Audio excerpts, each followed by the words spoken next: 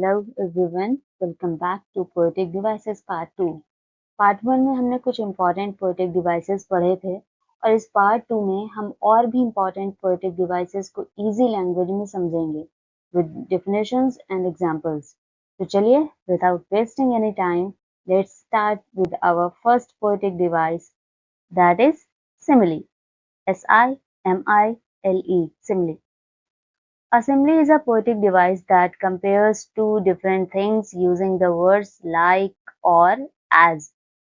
Simile एक poetic device है that compares, जिसमें क्या होता है, comparison होता है। Two different things, दो अलग अलग चीजों का आपस में comparison होता है using, use करके, like और as, using the words, इन शब्दों का यूज करके। कौन से शब्द? like और as। like और as का यूज करके दो चीजों का आपस में कंपैरिजन होता है सिमिली डिवाइस में। For example, Riya is as cute as a kitten. यहाँ पर रिया का कंपैरिजन किससे हो रहा है? किटन से। रिया इतनी क्यूट है जितना कि एक बेबी ऑफ कैट होता है। My teacher is like an angel. मेरी टीचर एंजल की तरह है। यहाँ पर देखिए टीचर का कंपैरिजन किससे हुआ है? एंजल से। और किस वर्ड का यूज किया गया है? लाइक। अगर आपको कहीं भी लाइक और एज दिख जाता है तो समझ जाइए कि ये सिमिली है। After the examination students felt as light as a feather. Examination के बाद स्टूडेंट्स को ऐसा फील हुआ, इतना लाइट फील हुआ जितना फेदर होता है। तो यहाँ पर स्टूडेंट्स का कंपैरिजन किससे हो रहा है? फेदर से हो रहा है। He is as brave as a lion।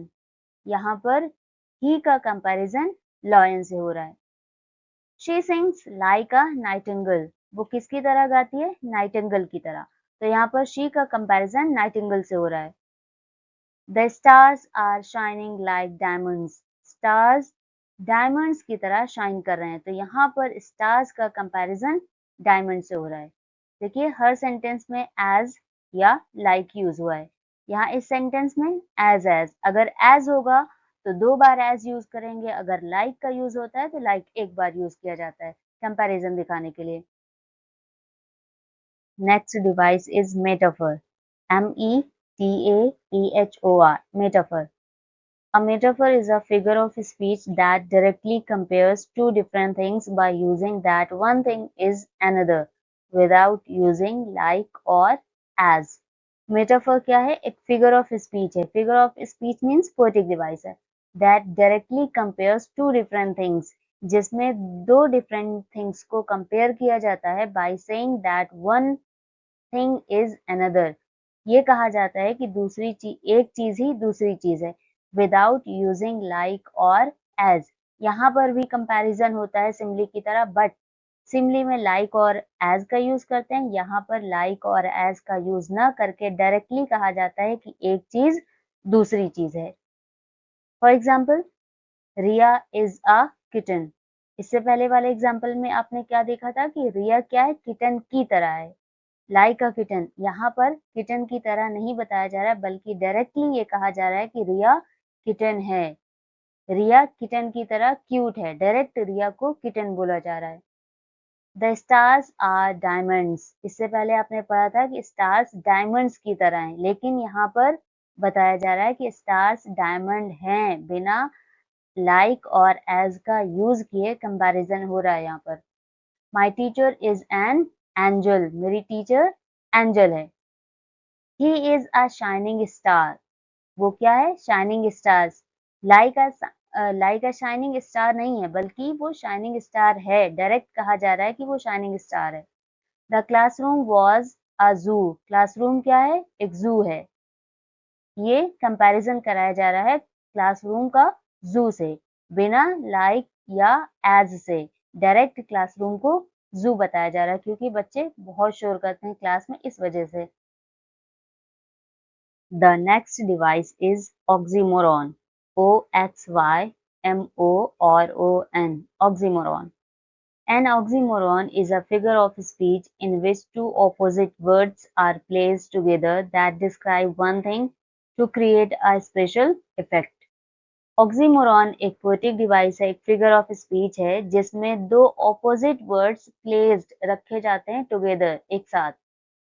Oxymoron में दो ऑपोजिट वर्ड्स एक साथ रखे जाते हैं दैट डिस्क्राइब वन थिंग। वो दोनों ही चीज एक ही चीज को डिस्क्राइब करते हैं to create a special effect. एक स्पेशल इफेक्ट क्रिएट करने के लिए वो दोनों ऑपोजिट वर्ड एक ही चीज को डिस्क्राइब करते हैं। राइटर उन्हें एक ही एक्सप्रेशन के लिए यूज करता है। For example, life is bitter sweet. Life is bitter sweet. Bitter bitter क्या है? ऑपोजिट है किसका? स्वीट का। तो यहाँ पर बताया जा रहा है कि life is bitter sweet. It means life में कभी खुशी और कभी गम आता रहता है। He is an innocent criminal. यहाँ पर देखिए, इनोसेंट और क्रिमिनल दोनों एक दूसरे के ऑपोजिट वर्ड हैं। बट यहाँ पर इसका मतलब क्या है? इसका मतलब ये है कि वो क्रिमिनल है लेकिन उसमें कुछ इनोसेंट क्वालिटीज हैं। This is an open secret. ये कैसा सीक्रेट है? Open secret. दोनों एक दूसरे के ऑपोजिट हैं। यहाँ पर ये बात बोली जा रही है कि ये सीक्रेट है बट ऐसा सीक्रेट है कि इसको सब लोग जानते हैं। आपस में एक दूसरे से शेयर कर लेते हैं बट ऐसा फील होता है कि ये सीक्रेट रखा गया है। तो ऐसी कंडीशन में बोला जाएगा ओपन सीक्रेट। और ये कौन सी डिवाइस होगी? कौन सी पोएटिक डिवाइस होगी? ऑक्सीमोरॉन, जिसमें दो ऑपोजिट वर्ड्स एक साथ रखे जाते हैं। He is the wisest fool. Wisest fool का ऑपोजिट है और फूल जो है वो ऑपोजिट है किसका? वाइजेस्ट का। यहाँ पर कहने का मतलब है कि वो फूलिश लगता है लेकिन उसमें कुछ ना कुछ विजडम है, कुछ उसमें विजडम वाली क्वालिटीज हैं। The comedian was seriously funny. Comedian था, कैसा था? Seriously funny. सीरियसली फनी का ऑपोजिट है और फनी सीरियसली का ऑपोजिट है। तो यहाँ पर कहा जा रहा है कि जो कॉमेडियन था वो इतना ज्यादा फनी था कि लोग बहुत ज्यादा हंसे उसकी वजह से। तो ऑक्सीमोरॉन में क्या होता है? दो ऑपोजिट वर्ड एक साथ रखे जाते हैं और दोनों वर्ड एक ही चीज को डिस्क्राइब करते हैं। स्पेशल इफेक्ट डालने के लिए ऑक्सीमोरॉन का पोएट यूज करता है। Now let's move to the next poetic device that is antithesis. Spell of antithesis ANTITHESIS। Antithesis. Antithesis is a figure of speech in which two opposite or contrasting ideas are placed together in the same sentence to create emphasis. Antithesis में क्या होता है?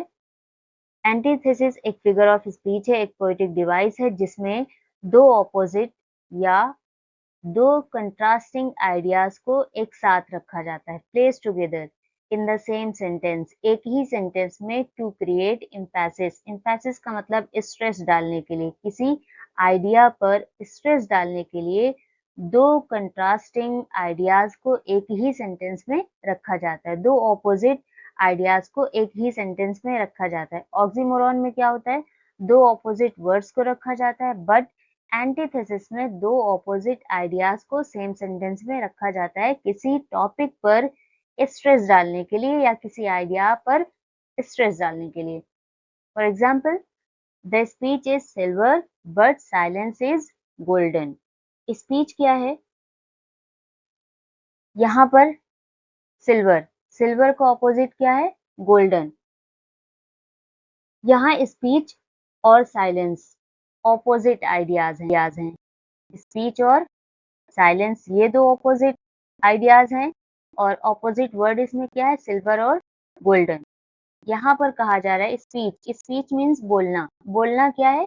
Silver होता है but कभी कभी silent रहना, किसी ऐसी सिचुएशन में साइलेंट रहना क्या होता है? गोल्डन होता है। गोल्डन मीन्स अच्छी बात होती है, कभी कभी चुप भी रहना वैल्यूएबल होता है हमारे लिए। Next example, man proposes God disposes. Man proposes means man's plan. Man क्या करता है? प्लानिंग करता है, किसी काम की प्लानिंग करता है बट उसमें क्या होती है? गॉड की विल होती है। गॉड डिस्पोजेस का मतलब गॉड की विल होना, गॉड की मर्जी होना। यानी इंसान प्लान बनाता है लेकिन फाइनल डिसीजन किसका होता है? गॉड के कंट्रोल में होता है। फाइनल डिसीजन गॉड के कंट्रोल में होता है। तो यहाँ पर दो ऑपोजिट आइडियाज हैं। फर्स्ट आइडिया है मैन प्रपोजेस, सेकेंड आइडिया है गॉड डिस्पोजेस। यहाँ पर प्रपोजेस और डिस्पोजेस दोनों ऑपोजिट वर्ड हैं। Next, to err is human, to forgive divine. To err is human means making mistake. गलती करना ये किसका काम होता है? इंसान का काम होता है। लेकिन forgive माफ करना क्या होता है? किसका काम? डिवाइन डिवाइन लाइक किसका काम होता है? ईश्वर की तरह काम होता है। जैसे ईश्वर सबको माफ कर देता है उसी तरह से यहाँ पर भी कहा जा रहा है। यहाँ पर एर और फॉरगिव दोनों एक दूसरे के ऑपोजिट हैं। गलती करना ह्यूमन नेचर है, लेकिन माफ कर देना ये हायर क्वालिटी है, ये गॉड की तरह क्वालिटी है, फॉरगिव करना। Next example, united we stand, divided we fall. यहाँ पर यूनाइटेड और डिवाइडेड दोनों ऑपोजिट वर्ड हैं। इसकी मीनिंग क्या है? यूनिटी से क्या मिलती है हमें? स्ट्रेंथ मिलती है। यूनिटी से रहेंगे तो हम स्ट्रेंथ रहेंगे। अगर डिवाइड होंगे तो हमें क्या होगा? हम वीक होंगे, वीकनेस होगी और हम गिर जाएंगे। कहने का मतलब हमें अगर स्टैंड रहना है तो यूनिटी बनाकर रहना होगा, नहीं तो हम क्या होंगे? गिर जाएंगे। Next, better to reign in hell than serve in heaven. यहाँ पर रेन और सर्व एक दूसरे के ऑपोजिट आइडियाज हैं। यहाँ पर बताया जा रहा है कि हेल में रेन करने से बेहतर है, सॉरी, हेवन में सर्व करने से बेहतर है कि हेल में क्या किया जाए? रेन किया जाए। रेन मीन्स शासन करना। हेल मीन्स क्या होता है? नर्क, जिसको हम अपनी लैंग्वेज में समझ सकते हैं। हेवन मीन्स होता है स्वर्ग। तो हेवन में सर्व करने से बेहतर है कि हम हेल में रेन करें, शासन करें। तो यहाँ पर रेन और सर्व दोनों ऑपोजिट आइडियाज हैं। He is rich in knowledge but poor in money. वो रिच है, किस चीज से रिच है? नॉलेज से। उसके पास नॉलेज तो बहुत है, बट पुअर इन मनी, लेकिन उसके पास पैसा नहीं है। तो यहाँ पर दो ऑपोजिट आइडियाज हैं। एक आइडिया क्या है? He is rich in knowledge, और सेकेंड आइडिया क्या है? But poor in money. तो एंटीथेसिस में दो ऑपोजिट आइडियाज को सेम सेंटेंस में रखा जाता है to create emphasis.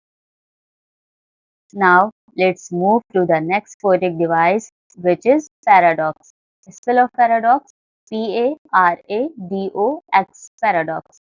A paradox is a figure of speech in which two seemingly contradictory ideas are put together, but they reveal a deeper truth. Paradox एक figure of speech होता है जिसमें दो contradictory ideas होते हैं, put together एक साथ रखे जाते हैं, but they reveal a deeper truth, लेकिन ये गहरी सच्चाई रिवील करते हैं। पैराडॉक्स जो होता है, इसमें दो ऐसे आइडियाज एक साथ रखे जाते हैं जो पहली नजर में कॉन्ट्रडिक्टरी या इम्पॉसिबल लगता है। सीमिंगली मीन्स लगना, लेकिन उनके अंदर एक गहरी सच्चाई छिपी होती है, जो गहरी सच्चाई को रिवील करते हैं, अगर आप गहराई से उस सेंटेंस को समझेंगे तो। For example, this is the beginning of an and.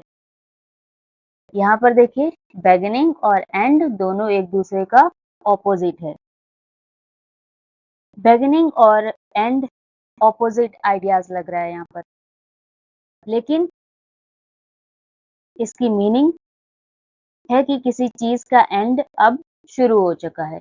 This is the beginning of an end का मतलब है किसी चीज का एंड अब शुरू हो चुका है। ये मीनिंग है इस सेंटेंस की, इस स्टेटमेंट की। जैसे किसी कंपनी का डाउनफॉल शुरू हो जाना या किसी भी चीज का डाउनफॉल शुरू हो जाना, तो उसके लिए बोलेंगे this is the beginning of an end. Next example, I know one thing that I know nothing. ये सेंटेंस कैसा लग रहा है? कॉन्ट्रडिक्टरी लग रहा है, दो ऑपोजिट आइडियाज एक्सप्रेस किए जा रहे हैं इसमें, लेकिन इसमें डीपर ट्रुथ छुपा हुआ है। A truly wise person realizes that knowledge is limited. जो रियल में वाइज़ पर्सन होता है, उसको रियलाइज़ होता है कि नॉलेज जो है वो क्या है? अनलिमिटेड है, as he still has a lot to learn. उसके पास अभी बहुत कुछ सीखने के लिए है। नॉलेज अनलिमिटेड है, फिर भी उसके पास अभी बहुत कुछ सीखने के लिए है, ये सेंटेंस का मतलब है। Next, my weakness is my strength. यहाँ पर वीकनेस और स्ट्रेंथ 2 ऑपोजिट वर्ड हैं। इसकी मीनिंग क्या होगी? कभी-कभी हमारी वीकनेस ही हमें स्ट्रॉन्गर बना देती है। My weakness is my strength. कभी-कभी हमारी वीकनेस ही हमें स्ट्रॉन्गर बना देती है, क्योंकि उससे हमें कुछ ना कुछ सीखने को मिलता है और हम अपने आप को उससे इम्प्रूव कर सकते हैं। My weakness is my strength. मेरी वीकनेस जो है क्या है? मेरी स्ट्रेंथ है। Next example, freedom is slavery. Freedom क्या है? स्लेवरी है। दोनों ऑपोजिट वर्ड हैं। ये इम्पॉसिबल लगता है, लेकिन कुछ सिचुएशन में अनलिमिटेड फ्रीडम इंसान को अपनी डिज़ायर का स्लेव बना सकती है। क्या बना सकती है? स्लेव। अनलिमिटेड फ्रीडम, ज़रूरत से ज़्यादा फ्रीडम मिलने पर इंसान क्या बन सकता है? डिज़ायर का स्लेव बन सकता है। इसलिए इसके अंदर एक डीपर मीनिंग छिपी हुई है। Next example, less is more.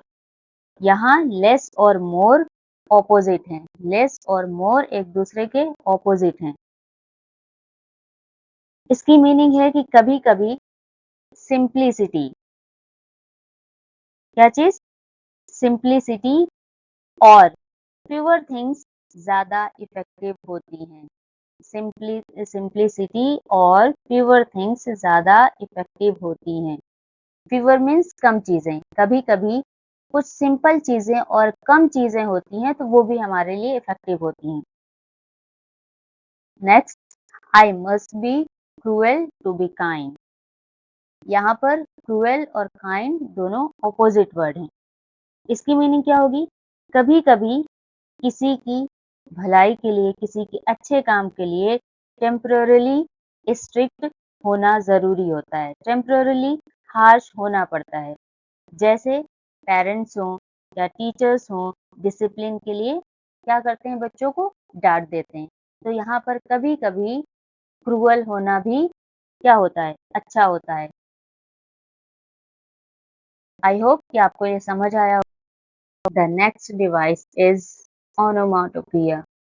ओनोमाटोपोइया, onomatopoeia, ONOMATOPOEIA. Onomatopoeia is a figure of speech in which a word imitates or suggests the natural sound of a person, animal or object. Onomatopoeia एक figure of speech है जिसमें word imitate करता है या suggest करता है। किस चीज को सजेस्ट करता है? Natural sound. किसकी नेचुरल साउंड? पर्सन की, एनिमल की या किसी ऑब्जेक्ट की नेचुरल साउंड को ओनोमाटोपोइया कहा जाता है। किसी भी साउंड, किसी भी चीज की साउंड हो, कोई भी साउंड हो, उसको बोलेंगे onomatopoeia. Examples, the bees are buzzing around the flowers. Bees क्या कर रही हैं? फूलों के चारों तरफ बजिंग कर रही हैं। तो जब बीज बजिंग करती हैं तो उनमें से कुछ साउंड आती है। उस साउंड को क्या बोलेंगे? बजिंग। तो साउंड, कोई भी साउंड हो, वो कौन सी डिवाइस होगी? कौन सी पोएटिक डिवाइस होगी? Onomatopoeia. The snakes hissed loudly. Snake ने क्या किया? स्नेक की साउंड को क्या बोलते हैं? हिस्ड। तो यहाँ पर हिस्ड हो जाएगा ओनोमाटोपोइया।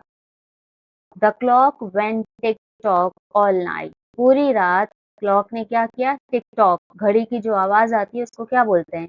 टिक टॉक। तो यहाँ पर ये ओनोमाटोपोइया है। Next, the cat meow for food. तो मियाउ यहाँ पर साउंड है, किसकी साउंड है? कैट की साउंड है। तो यहाँ पर मियाउड हो जाएगा onomatopoeia. The bucket fell into the well with a splash. Splash means sound. जब बकेट कहाँ गिरी? वेल में। तो कोई साउंड आएगी ना, तो उस साउंड को क्या बोलेंगे? स्प्लैश। जो किसी भी ऑब्जेक्ट की, किसी भी एनिमल की, किसी भी पर्सन की नेचुरल साउंड को कौन सी डिवाइस बोलेंगे? ओनोमेटोपिया। ये बहुत इजीली आप समझ सकते हैं, पहचानने में कोई डिफिकल्टी नहीं होगी। चलिए नेक्स्ट डिवाइस है अब personification. Spell of personification PERSONIFICATION personification. Personification is a device in which human qualities or actions are given to animals, objects or ideas. Personification एक पोएटिक डिवाइस है इन विच जिसमें ह्यूमन क्वालिटीज और action जिसमें इंसानों की जो विशेषताएं होती हैं, जो क्वालिटीज होती हैं या जो ह्यूमन एक्शंस होते हैं वो दिए जाते हैं। किसको दिए जाते हैं? एनिमल्स को, ऑब्जेक्ट्स को, किसी आइडियाज को। जो काम इंसान करते हैं, जो क्वालिटी इंसानों के अंदर होती है, वो यहाँ पर इस डिवाइस में एनिमल को दिया जाएगा, ऑब्जेक्ट को दिया जाएगा या आइडियाज को दिया जाएगा। For example, the sun smiled at us. सन ने क्या किया? हमारे ऊपर स्माइल किया, हमें देखकर स्माइल किया। तो यहाँ पर स्माइल करने की क्वालिटी किसकी है? ह्यूमन क्वालिटी है, बट यहाँ पर सन के लिए बोला जा रहा है, इस वजह से ये होगा पर्सोनिफिकेशन। पर्सोनिफिकेशन में क्या होता है? ह्यूमन क्वालिटीज को किसी एनिमल या ऑब्जेक्ट या आइडिया से कराया जाता है या दिया जाता है।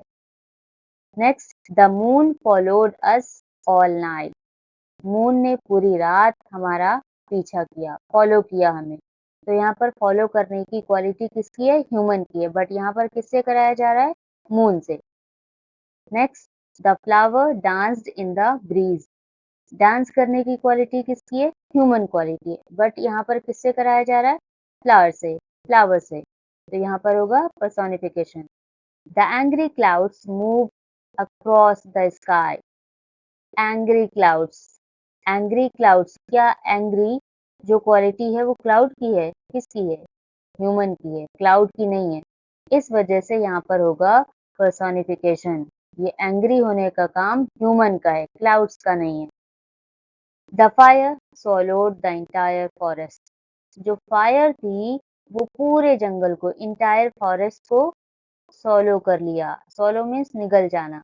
तो यहाँ पर सॉलो करने की क्वालिटी ह्यूमन की है, बट यहाँ पर फायर के साथ दिखाया जा रहा है।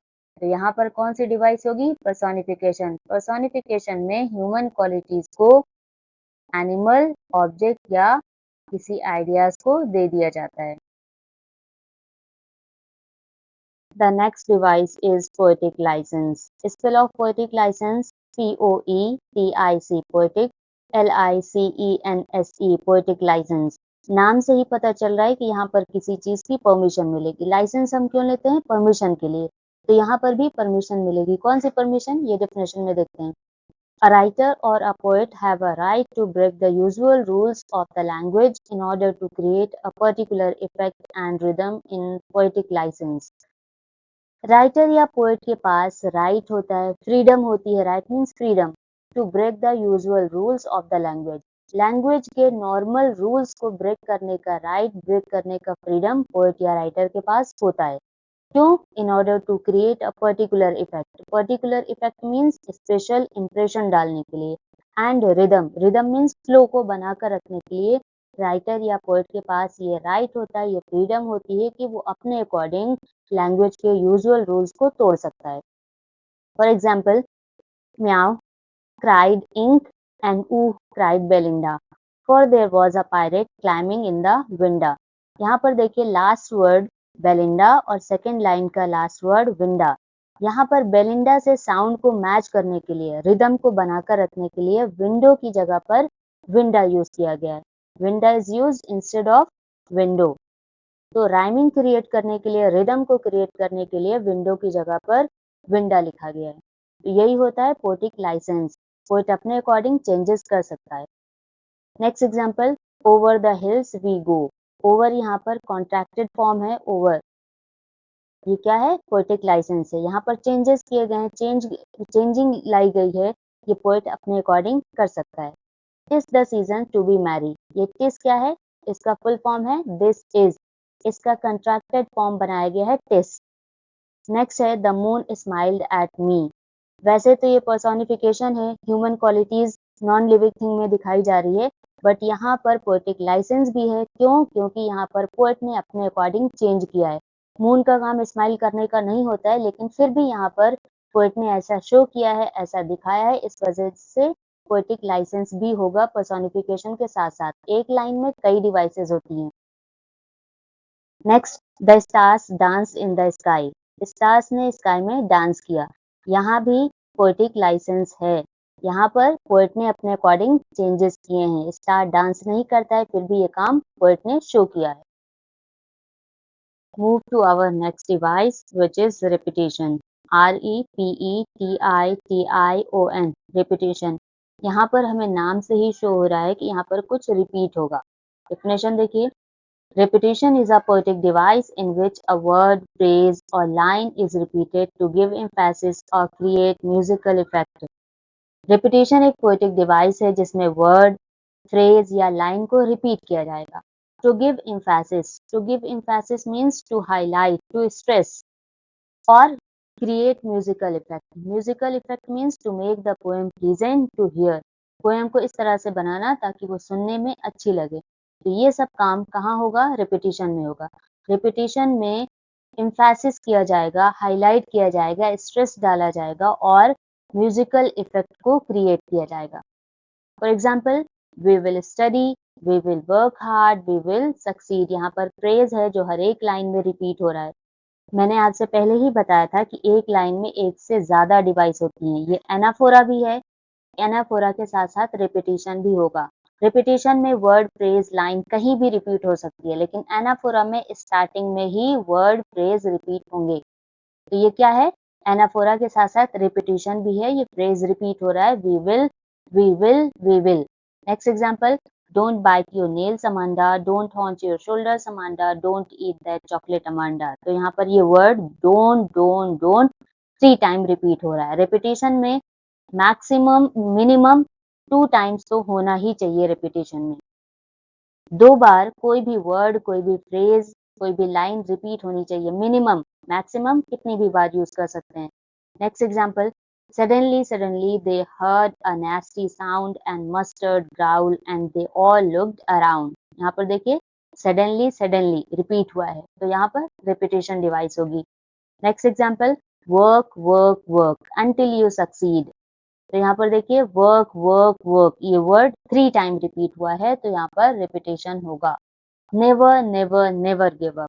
यहाँ पर भी नेवर 3 टाइम रिपीट हुआ है, तो यहाँ पर रिपीटेशन होगा। रिपीटेशन में मिनिमम 2 टाइम कोई भी वर्ड, कोई भी लाइन, कोई भी फ्रेज रिपीट होना चाहिए। मैक्सिमम कई बार, कितनी भी बार यूज कर सकते हैं। This device is palindrome.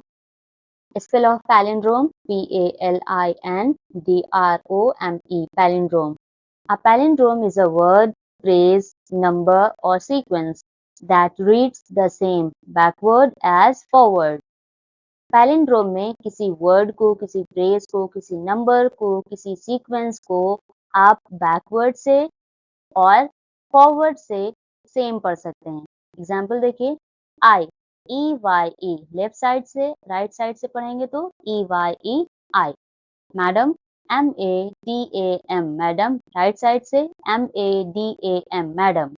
Level, left side से LEVEL, लेवल, राइट साइड से LEVEL, level. Same, CIVIC, civic, CIVIC, civic। DAD, dad, DAD, dad। MOM, mom, MOM, mom। RADAR, radar, RADAR, radar।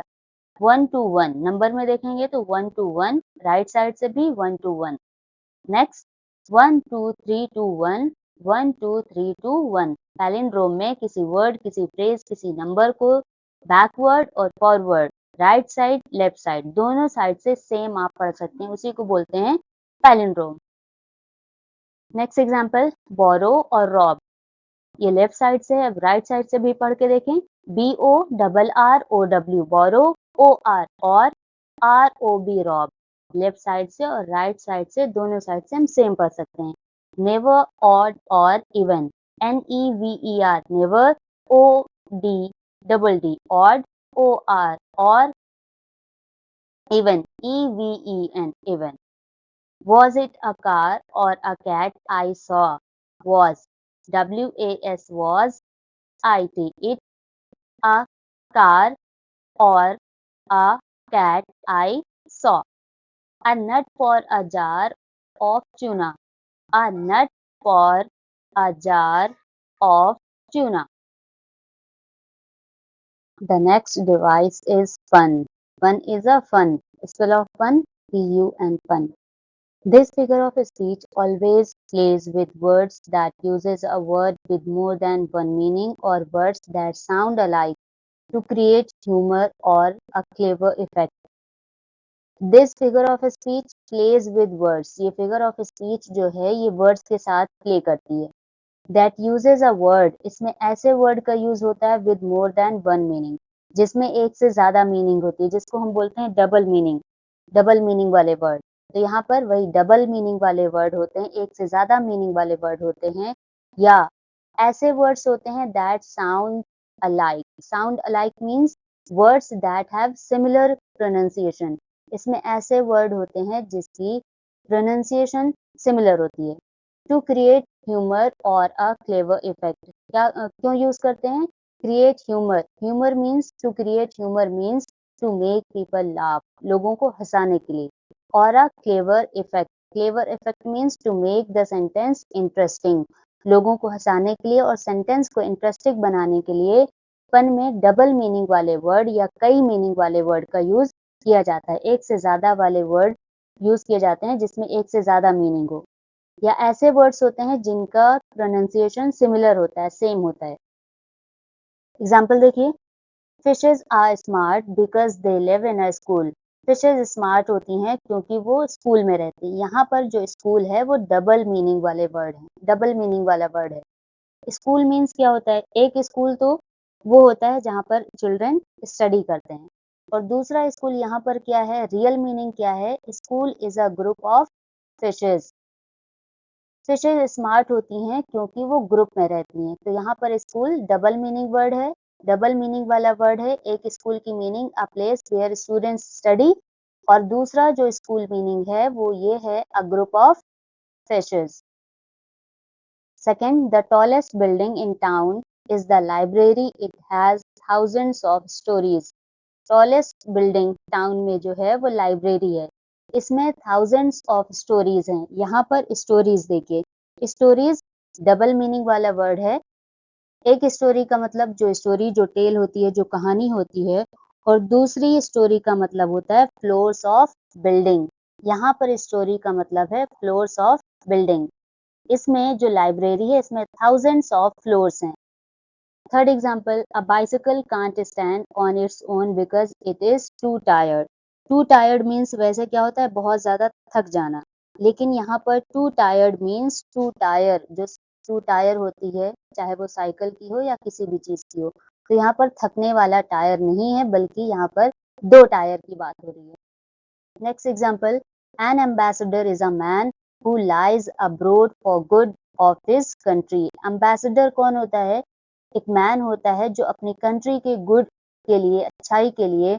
Abroad में रहता है तो यहाँ पर lies का मतलब रहना लेकिन इसकी सेकेंड मीनिंग क्या है टू टेल अ लाई झूठ बोलना तो यहाँ पर लाइज डबल मीनिंग वाला वर्ड है next I used to be a banker but I lost interest means क्या होता है बैंक का इंटरेस्ट और दूसरा इंटरेस्ट का मतलब किसी चीज में इंटरेस्ट लेना एक्साइटमेंट होना तो यहाँ पर इंटरेस्ट भी डबल मीनिंग वाला वर्ड है तो जिसमें डबल मीनिंग वाले वर्ड होते हैं उसको बोलते हैं पन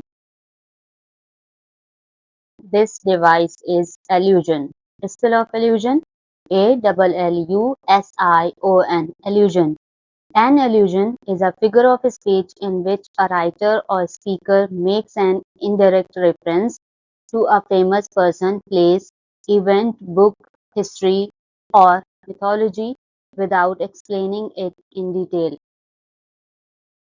Allusion एक फिगर ऑफ स्पीच है जिसमें राइटर या स्पीकर इनडायरेक्टली रेफरेंस देता है reference means hint indirectly hint देता है किसी फेमस पर्सन का, फेमस प्लेस का, फेमस इवेंट, बुक, हिस्ट्री या मिथोलॉजी का।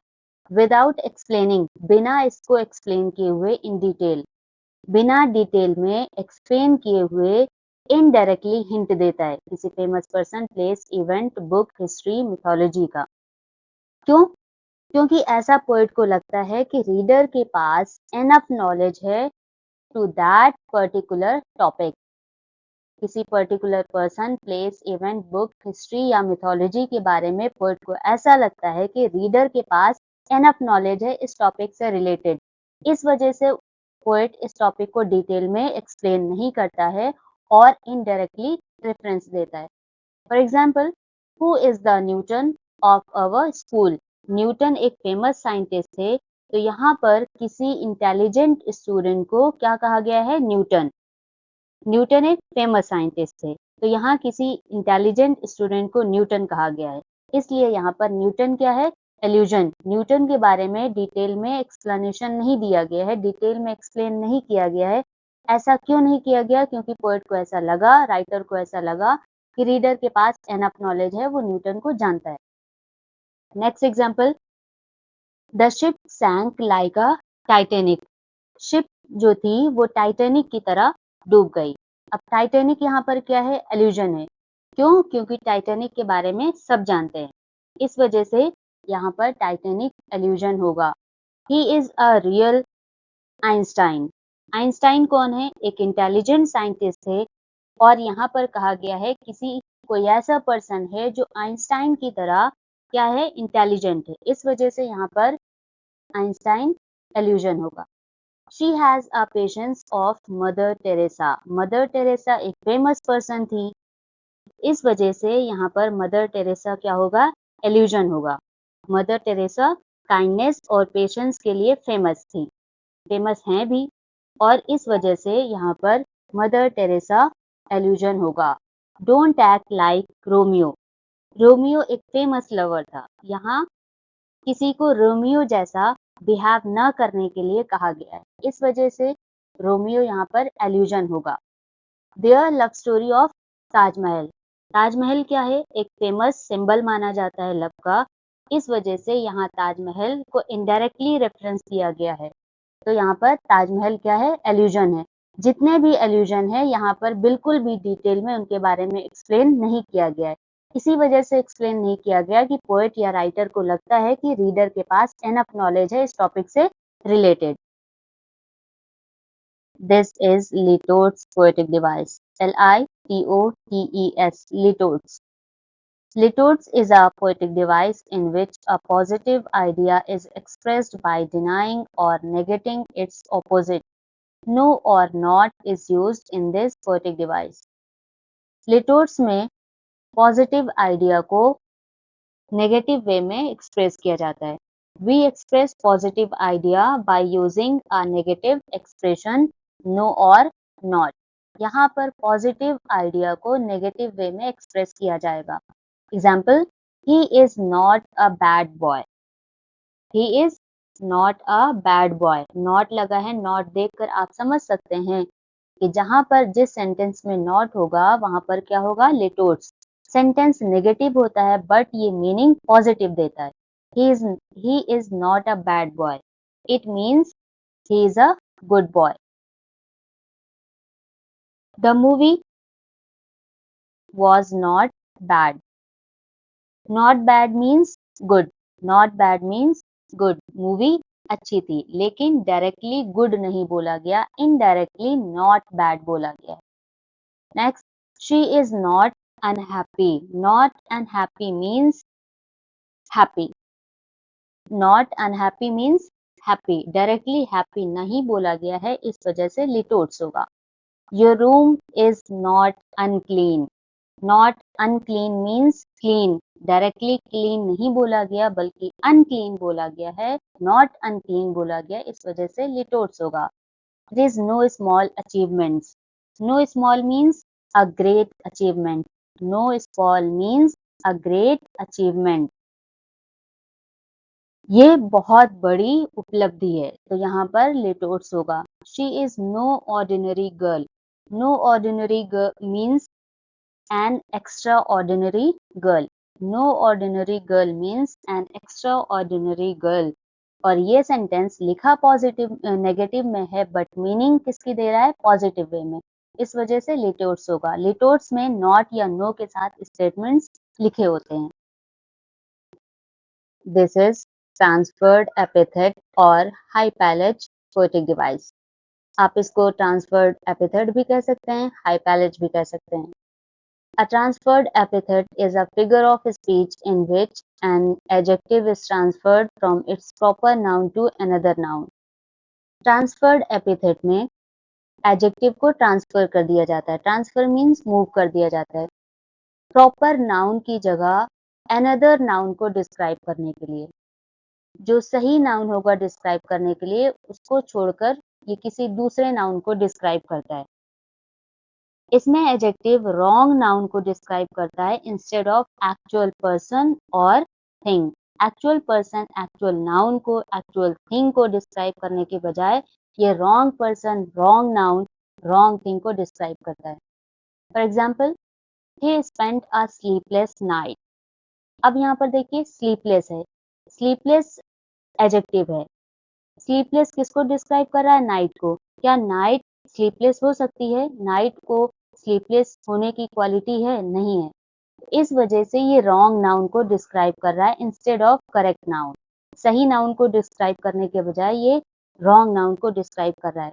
स्लीपलेस कोई पर्सन होगा, ना कि नाइट होगी। Sleepless means unable to sleep. तो यहाँ पर स्लीपलेस क्या है? एडजेक्टिव है और उसके साथ साथ ये ट्रांसफर्ड एपिथेट है क्योंकि ये रॉन्ग नाउन को डिस्क्राइब कर रहा है। Next, a person with a blind stick. Blind यहाँ पर एडजेक्टिव है, किसको डिस्क्राइब कर रहा है? स्टिक को। क्या स्टिक क्या यहाँ पर स्टिक ब्लाइंड हो सकती है? नहीं हो सकती। ब्लाइंड एक्चुअली कौन होता है? पर्सन होता है, स्टिक नहीं। लेकिन एडजेक्टिव यहाँ पर स्टिक के साथ है, इस वजह से यहाँ पर ट्रांसफर्ड एपिथेट होगा। He walked along the lonely road. Lonely actually person feel करता है, रोड फील नहीं करेगी। इस वजह से एडजेक्टिव रोड के साथ यूज हुआ है तो यहाँ पर ट्रांसफर्ड एपिथेट होगा। He lives a busy life. Busy life, busy कोई पर्सन होगा, लाइफ बिजी नहीं होती। इस वजह से एडजेक्टिव लाइफ के साथ यूज हुआ है तो यहाँ पर बिजी क्या हो जाएगा? Transferred epithet. We had a happy journey. Happy actually कौन होता है? ट्रैवलर्स होते हैं, जर्नी हैप्पी नहीं होती है। इसी वजह से यहाँ पर जर्नी हैप्पी जर्नी क्या होगा? ट्रांसफर्ड एपिथेट होगा। He sat in thoughtful silence. Thoughtful silence, thoughtful actually person होता है, साइलेंस नहीं होगी। एडजेक्टिव साइलेंस के साथ यूज हुआ है यहाँ पर, इस वजह से ट्रांसफर्ड एपिथेट होगा। थॉटफुल कोई पर्सन होगा, साइलेंस नहीं। तो यहाँ पर थॉटफुल कोई रॉन्ग नाउन को डिस्क्राइब कर रहा है इंस्टेड ऑफ करेक्ट नाउन। सही नाउन को डिस्क्राइब करने के बजाय यहाँ पर रॉन्ग नाउन को डिस्क्राइब कर रहा है, इस वजह से यहाँ पर होगा transferred epithet. This is metonymy. Spell of metonymy METONYMY, metonymy. Metonymy means change of name. Metonymy का मतलब होता है नाम को चेंज कर देना। Metonymy is a device in which we use the name of something closely related to a person or thing instead of its actual name. Metonymy एक poetic device है जिसमें किसी चीज का नाम या किसी व्यक्ति का नाम उसके एक्चुअल नाम को न लेकर उससे रिलेटेड चीज का नाम लेना। मेटोनिमी क्या होता है? मेटोनिमी में नाम को चेंज कर दिया जाता है और उससे जुड़े हुए, उससे मिलते-जुलते जो वर्ड हैं, जो पर्सन है, जो थिंग है, उनका नाम यूज़ किया जाता है। For example, the pen is mightier than the sword. Pen, sword, तलवार से ज़्यादा पावरफुल है। पेन की यहाँ पर मीनिंग है नॉलेज। यहाँ पर नॉलेज की जगह क्या यूज़ किया गया है? पेन। नॉलेज से रिलेटेड वर्ड कौन-सा है? पेन। तो यहाँ पर पेन यूज किया गया है किसके लिए? नॉलेज के लिए। नॉलेज की जगह पर पेन को यूज कर दिया गया है तो यहाँ पर पेन क्या होगा? मेटोनिमी। मेटोनिमी का मतलब होता है नाम को चेंज कर देना। उससे रिलेटेड दूसरे वर्ड को यूज करना। Next example, the crown made a new law. Crown means king और क्वीन। किंग ने नया लॉ बनाया, तो यहाँ पर किंग की जगह पर इससे रिलेटेड वर्ड यूज किया गया है क्राउन। क्राउन यहाँ पर क्या होगा? Metonymy. The white house announced a new policy. White house means US government. White House यहाँ पर रियल में नहीं कहा जा रहा है, यहाँ पर इससे रिलेटेड वर्ड यूज किया गया। यूएस गवर्नमेंट से रिलेटेड यूज वर्ड कौन सा किया गया? White House. तो व्हाइट हाउस यहाँ पर मेटोनिमी है। Grey hair should be respected. Grey hair की हमें क्या करनी चाहिए? रिस्पेक्ट करनी चाहिए। Grey hair means old person. From the cradle to the grave. From the cradle to the grave. Grave means यहाँ पर क्या है? From birth to death. Cradle का मतलब है बर्थ और ग्रेव का मतलब है डेथ। क्रैडल का दूसरा नाम क्या यूज किया गया? बर्थ या चाइल्डहुड। ग्रेव का दूसरा नाम यहाँ पर क्या है? डेथ। तो डेथ के लिए ग्रेव यूज किया गया है और बर्थ के लिए क्रैडल यूज किया गया है। I've never read William Shakespeare. मैंने विलियम शेक्सपियर को कभी नहीं पढ़ा। तो यहाँ पर विलियम शेक्सपियर का मतलब क्या है? Books of William Shakespeare. मैंने विलियम शेक्सपियर की बुक को कभी नहीं पढ़ा है। तो यहाँ पर विलियम शेक्सपियर क्या है? मेटोनिमी है। इनके नाम को हटाकर बुक्स ऑफ विलियम शेक्सपियर की जगह पर क्या यूज किया गया? William Shakespeare. तो यहाँ पर ये क्या है? मेटोनिमी में। मेटोनिमी में नाम को चेंज किया जाता है, उस वर्ड से रिलेटेड दूसरा नाम यूज किया जाता है। एक्चुअल नेम की जगह पर उससे क्लोजली रिलेटेड वर्ड का यूज किया जाता है। Let's quickly revise all the figures of speech one by one. Simile compares two things using like and as. Simile में like और as का यूज करके दो चीजों को कंपैरिजन होता है। Metaphor compares two things by saying that one thing is another. Metaphor में भी कंपैरिजन होता है ये कहते हुए कि one thing दूसरी thing है, एक चीज दूसरी चीज है। Oxymoron, two opposite words are placed together to explain one thing. दो opposite words को एक साथ रखा जाता है एक ही चीज को डिस्क्राइब करने के लिए, एक्सप्लेन करने के लिए। Antithesis, two opposite ideas are placed together in the same sentence. Antithesis में दो opposite ideas को एक साथ रखा जाता है same sentence में। Paradox में two opposite ideas are put together but they reveal a deeper truth. Paradox में भी दो ऑपोजिट आइडियाज एक साथ रखे जाते हैं बट ये आइडियाज एक डीपर ट्रूथ को रिवील करते हैं। Onomatopoeia describe the natural sound of a person, animal और ऑब्जेक्ट। ओनोमोटोपिया में किसी भी साउंड को डिस्क्राइब किया जाता है, चाहे वो पर्सन की हो, एनिमल की हो या ऑब्जेक्ट की हो। पर्सोनिफिकेशन में ह्यूमन क्वालिटीज एनिमल में दिखाई जाती है, ऑब्जेक्ट्स में दिखाई जाती है या आइडियाज में दिखाई जाती है। जो काम ह्यूमन करते हैं वो एनिमल्स, ऑब्जेक्ट्स या आइडियाज के द्वारा कराया जाता है। Poetic licence, poets have a right to break the rules. Poetic licence में पोएट के पास रूल्स को ब्रेक करने का राइट होता है, परमिशन होती है। रिपीटिशन, अ वर्ड, फ्रेज और a line is repeated. Repetition में वर्ड, फ्रेज या लाइन को रिपीट किया जाता है। पैलिंड्रोम, अ वर्ड, फ्रेज और number is read same backward as forward. Palindrome में किसी वर्ड को, फ्रेज को, नंबर को सेम बैकवर्ड और फॉरवर्ड दोनों साइड से सेम पढ़ सकते हैं। पन में a word has more than one meaning. Pun में जो वर्ड होता है उसकी एक से ज्यादा मीनिंग होती है। Allusion, the poet makes an indirect reference to a famous person, place और थिंग। एल्यूजन में फेमस पर्सन, प्लेस या थिंग का इनडायरेक्ट रेफरेंस दिया जाता है, इनडायरेक्टली हिंट दिया जाता है। Rhetorics, a positive idea is expressed by using not or no. Rhetorics में पॉजिटिव आइडिया एक्सप्रेस किया जाता है नॉट या नो का यूज करके। ट्रांसफर्ड एपिथेट या hypallage, an adjective is transferred from its proper noun to another wrong noun. यहाँ पर एडजेक्टिव को ट्रांसफर कर दिया जाता है इसके प्रॉपर नाउन से, कहाँ पर? रॉन्ग नाउन की तरफ। यहाँ पर एडजेक्टिव रॉन्ग नाउन को डिस्क्राइब करता है instead of proper noun. Metonymy, use the name of something closely related to a person or thing instead of its actual name. Metonymy में किसी पर्सन या थिंग से रिलेटेड कोई और नाम का यूज किया जाता है इट्स एक्चुअल नेम, इसके एक्चुअल नेम की बजाय दूसरा इससे रिलेटेड नाम यूज किया जाता है. I hope all the poetic devices are clear to you now. See you in the next video. Bye bye.